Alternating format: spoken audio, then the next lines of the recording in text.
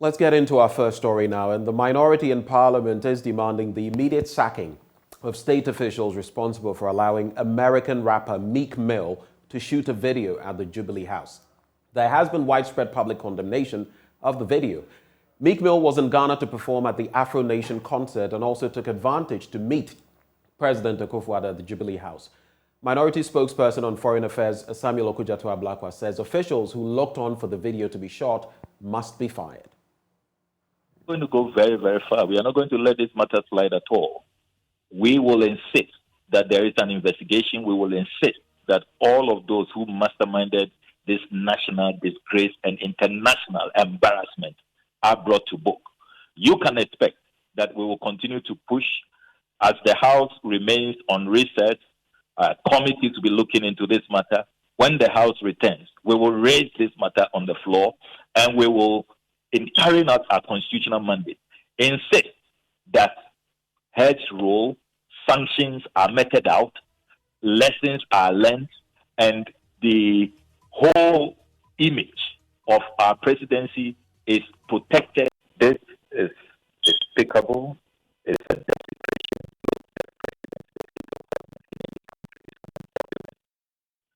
of the collective image, everything the people hold dear. Listen to the lyrics. Those who have argued that perhaps this was a marketing opportunity to promote Ghana, go listen to the lyrics. No mention of Ghana and the explicit content. How our women are even,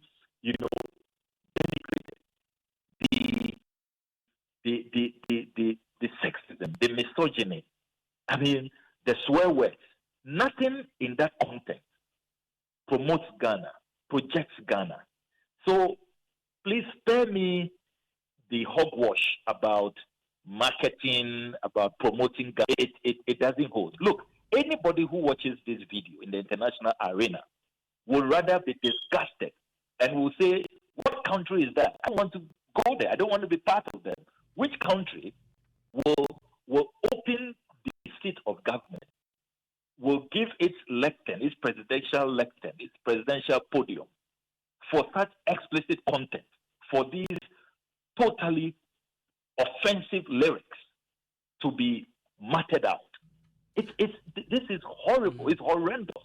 And that's why I am shocked that up to now, nobody has been fired, and we haven't seen a statement from the president apologizing to the Ghanaian people.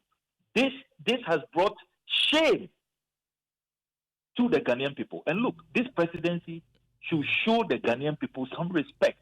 Yes. And you see, it exposes their mindset. You think Shatawale, Stoneboy, any Ghanaian artist will get this kind of access? Meek Mill himself, have they seen him have this access at the White House? It's unbelievable. Which Ghanaian artist will have this opportunity at any country? And to put out such explicit content, such unacceptable lyrics. I am so. Well, former Chief of Staff Prosper Bani says, though it is a great idea to have people from the diaspora visit the president, presidential staffers should ensure the presidency is respected. I subscribe to the beyond the return policy. I have no questions about that. But the way we operationalize it, and as far as it refers to the seat of government, I have an issue. One, I think that we should keep the seat of government as a security space. And that's how we manage the space under President John Dramani Mahama. It was one that was dignified. It was one that had respect, and that you couldn't come to the First Staff House when I was Chief of Staff to see the president in summer shorts, in T-shirts, and not properly dressed to meet the highest office holder of this land. Secondly, there are certain activities You cannot undertake within the space of the presidency and to record a video, a musical video around sensitive places in the space of the president is rather unfortunate, and I disagree with it completely. In addition to that, we considered the Flagstaff House as a security zone. One, it is with permission that you bring in your phone. And if you brought in your phone, it's not always that we allow you to take pictures or make recordings. Secondly, when you bring in a video recording instrument, we interrogate the program and ensure that you have limited space and that your objective of bringing in the camera was limited to covering the president and the presidency, nothing else. And if we allow anyone to abuse this security trust, then this whole country is open up for various types of threats. I was just asking you. Now, public sector workers are demanding an extension of the cost of living allowance following the expiration of the previous one. The government agreed to a 15% COLA for public sector workers in August last year to cushion them against the economic hardships. But that package expired in December 2022. President of the Ghana Medical Association, Dr. Frank Seribwa, says they don't expect the payment of the allowance this month.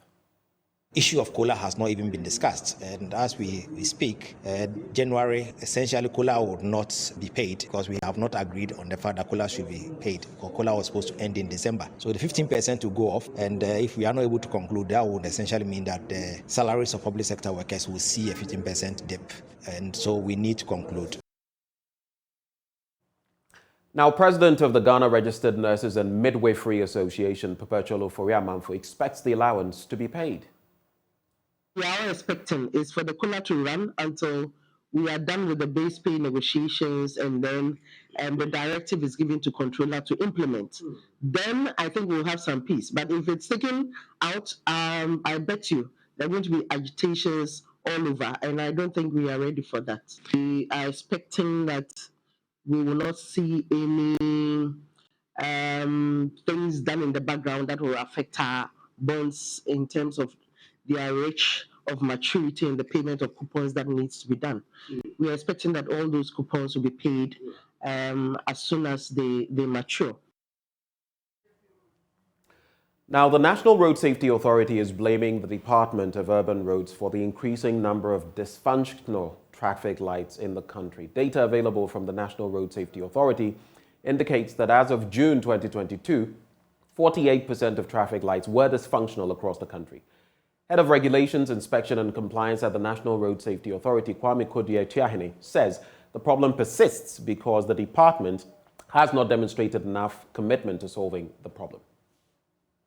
But beyond the communication that have come to us with no timelines, and I think you confirm that they haven't shown as much passion, and I say this with a lot of regret. I mean, we all come into public service with a desire to make things better for the generality of the public. And if these are matters that have been on the front line for many months, and the Department of Urban Roads appear to be very cagey and not want to address them, and always creating discomfort for motorists, it makes it very difficult for us to achieve our overall targets. Okay. Nonetheless, yes, the letter that was written to them, the first opportunity we had was to issue the notice, which we have done. We gave a 60-day ultimatum.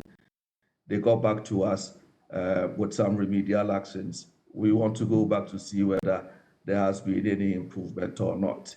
In the interim, we plan to work with the municipalities, at least for the peak periods of the morning and the evening, where these traffic lights are still down. Is there a way that they could deploy traffic wardens to help improve the situation? If yes, we may be happy to work with them along those lines. Well, in our final story, the Africa Faith and Justice Network has engaged members of the Bokurugu community in the Kumbungu district of the northern region on how to address child marriage. The Bokurugu community is one of the communities with high incidence of early and forced marriage in the northern region. Martin Abugri reports the AFJN is educating residents to help change their mindset.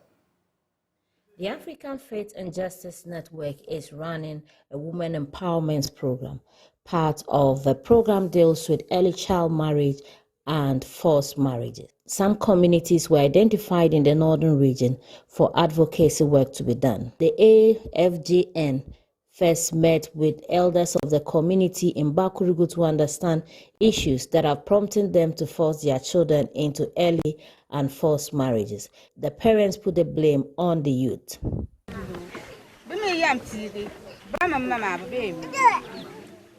They go out to school and other places where parents are not there to control them. Before you know, they get pregnant. It is not our wish that they get married, but they are the one causing it.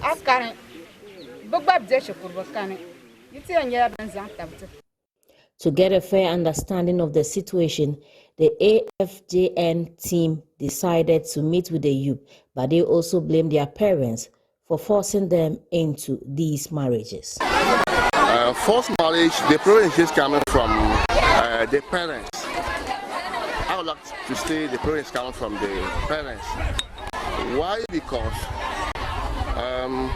when the children are still attending school, some of the parents normally force them to marriage, especially if you're having a child and you know the child doesn't have any work to do, and you are asking the child to give you 2 sleeves or 1 sleeve, and you know the child does not have any work to do, definitely the child will go out and look for money. Where can she get the money? It has been our difficult situation here, and then this thing has been because of, like, to me, what I have experienced is poverty. At times our parents wish to help, but there's no enough money.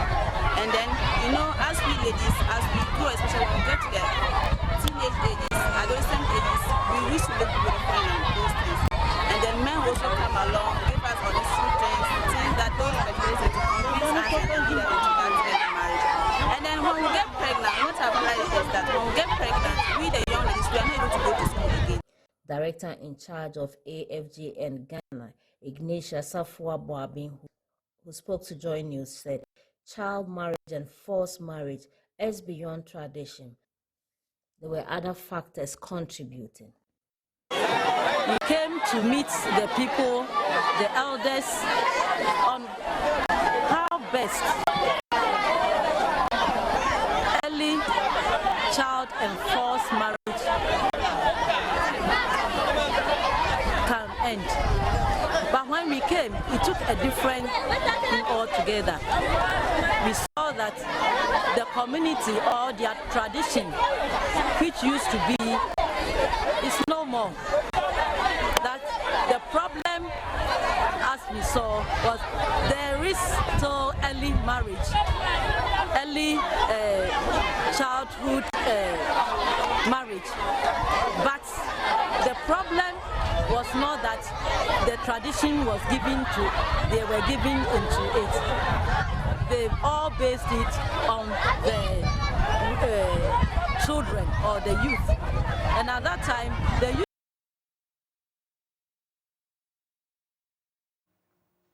That's it for the news. Stay with us for the news review. Up next.